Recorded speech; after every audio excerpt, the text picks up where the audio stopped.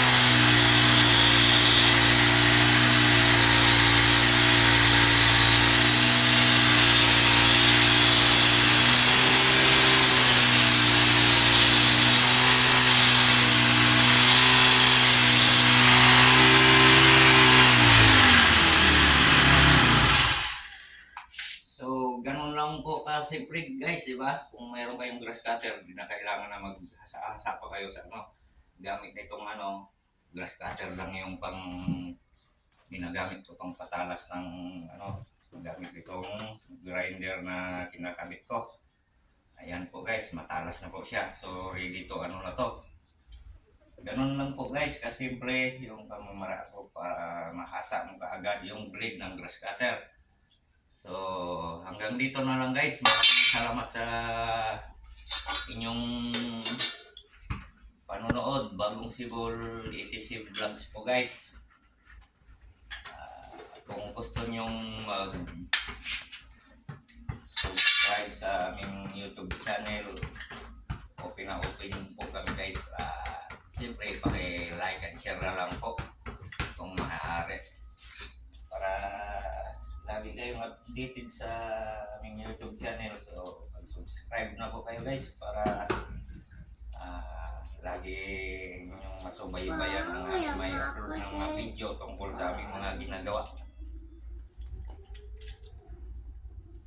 So thank you po guys, thank you very much. Sa susunod